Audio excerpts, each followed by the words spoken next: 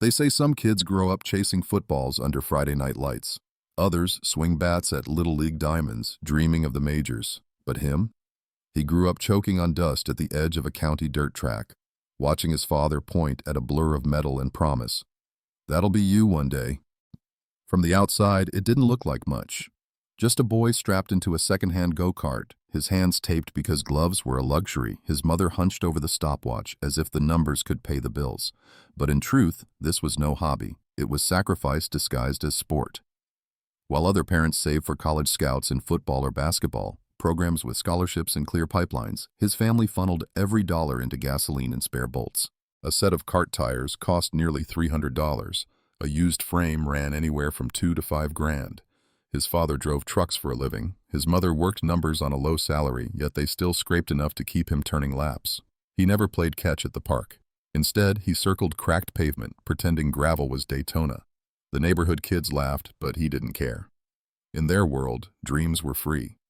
In his, dreams had a price tag. And maybe that's the cruelest part. Before he ever learned about speed, he learned about debt. By the time he strapped into a late model, the math had already turned brutal. One small crash, barely a dent in the quarter panel, could swallow the cost of his sister's first year of college. A season in that division ran anywhere from 50 to 100 grand, a figure that looked less like a racing budget and more like a mortgage. From the outside, people saw a teenager in a shiny fire suit chasing speed, but behind the pit wall, his mother was calculating bills like battle strategy, deciding whether groceries or gas would make it home that week. His father called in favors at local shops just to keep the car patched together. The injuries piled up faster than trophies. A broken wrist from a rollover, whiplash after a spin, ankles swollen from slamming pedals too hard. There was no team doctor, just duct tape, painkillers, and a nod that meant, "Get back in, we can't afford to sit out." At school, his classmates thought it was a joke. They were throwing parties on weekends while he was driving 6 hours to chase a purse that wouldn't even cover the tires. To them, he was the weird kid who wasted time going in circles. To him, every lap was survival, every turn a gamble on his family's future. And yet, somehow, he kept climbing. Because in racing, moving up isn't proof of success. It's proof your family hasn't gone broke. Not yet. By the time he reached the Xfinity ranks, racing had stopped being about speed and started being about spreadsheets. A full season cost $3 to $5 million, a number so absurd it sounded less like sports and more like venture capital. And unlike basketball or football, where talent scouts hunt for the next star, here, the driver was expected to hunt for cash. So there he was, not in a garage, but in a lobby, clutching a cheap PowerPoint deck and a stack of flyers like a door-to-door salesman. He pitched CEOs who had never watched a single NASCAR race, trying to explain why a logo on a car going 100 mph would somehow help sell their RVs or insurance policies. Most barely looked up from their phones. It wasn't glamorous. He'd stand outside boardrooms in a suit a size too big, waiting to ask for money the way someone else might beg for a loan. That was the unspoken truth. In this sport, you didn't just sell sponsorship, you sold yourself. Every handshake felt like a transaction, every smile felt forced. And yet the cruelest part wasn't rejection, it was the realization that no one ever asked if he could actually win. The only question was, what can you bring to the table? And they didn't mean lap times. That's how racing breaks you, not on the track but in the waiting room. And while he was stuck chasing signatures, other kids were strapping into better cars bought with someone else's checkbook. On paper, the Cup Series looks like the promised land. In reality, it's closer to a meat grinder. A single car costs $400,000 to $600,000.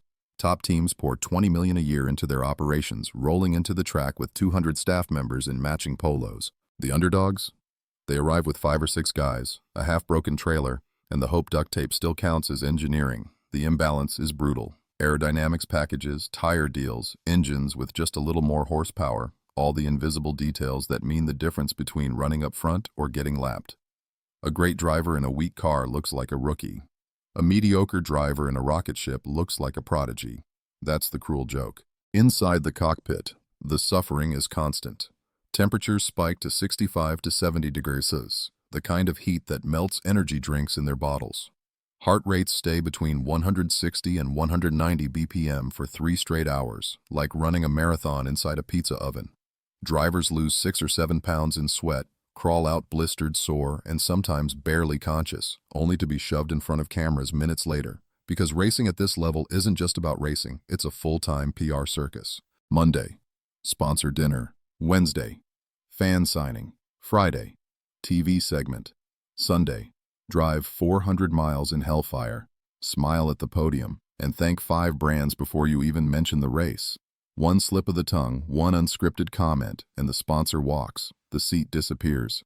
That's the paradox of the Cup Series. The closer you get to the top, the less it feels like racing and the more it feels like survival. And while the world watches for the wrecks, the real crash is financial, political, inevitable. He thought he'd made it. In truth, he'd only entered the part of the sport where money drives faster than any car ever could.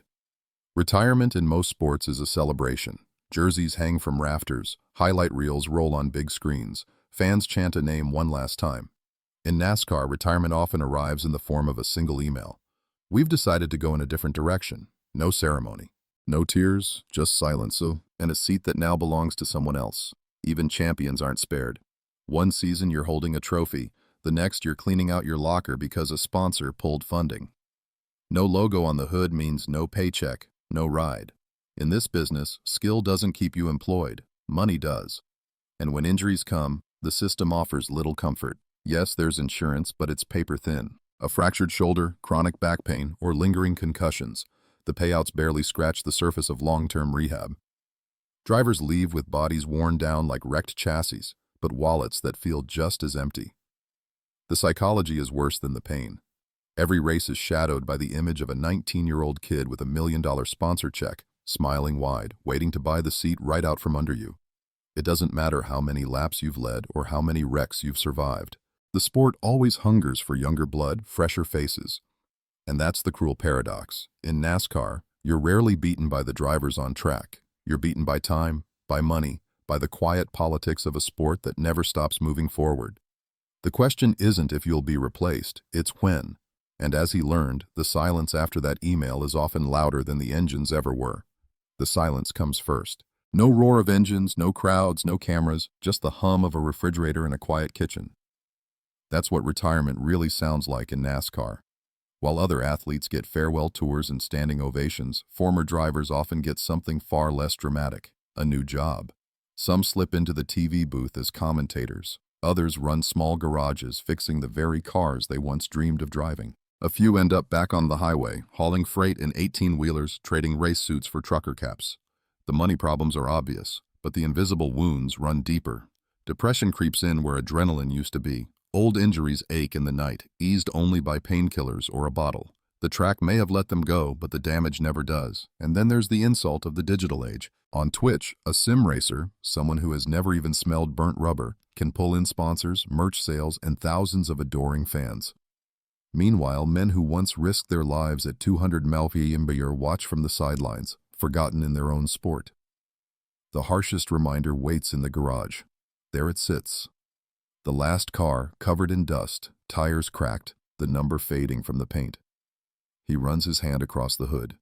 It still feels like home, but he knows he'll never turn the key again. Not because he can't, but because there's no reason left to. That's the cruelest irony. When the engines finally stop, it isn't relief that fills the air, it's emptiness. And sometimes, that silence is louder than the crowd ever was. NASCAR sells itself as the pinnacle of motorsport. In truth, it looks far more like a corporation than a competition. Cars aren't just machines, they're rolling billboards. Drivers aren't just athletes, they're brand ambassadors with helmets. The sport isn't judged by raw speed anymore, but by the size of the checks behind the pit wall. The divide is glaring. Wealthy kids buy their way in, arriving with polished PR teams and million-dollar backers. The poor, they gamble everything, health, family, and future, just to stay on track another week. What other sport demands you mortgage your entire life just for the right to compete? In basketball or football, talent brings scouts to your doorstep. In NASCAR, talent without money is just background noise. So the bigger question lingers. Is this even a sport anymore? Or has it become high-speed show business? The engines scream on Sunday, but behind the curtain, it's all contracts, TV slots, and sponsor dinners. What the fans call a race looks, up close, like an infomercial running at 200 mph. And maybe that's the real reflection of America itself. A system that burns through its young, monetizes every ounce of passion, and turns dreams into debt. For every driver who makes it, dozens vanish into silence, not because they were slow, but because they were broke. That's why being a NASCAR driver sucks, not because it isn't thrilling, but because beneath the roar, it's just another business deal in disguise. And as long as money drives faster than talent, the finish line will never really belong to the driver.